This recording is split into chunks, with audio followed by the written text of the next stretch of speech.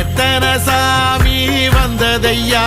இது எந்தெந்த சாமி தந்ததையா, எத்தனை பாட்ட சொன்னதையா, அத சுத்துற பூமி கண்டதையா, அடிச்சு வீசும் காத்துலையும் அந்த தகப்பனாச சுத்துதையா,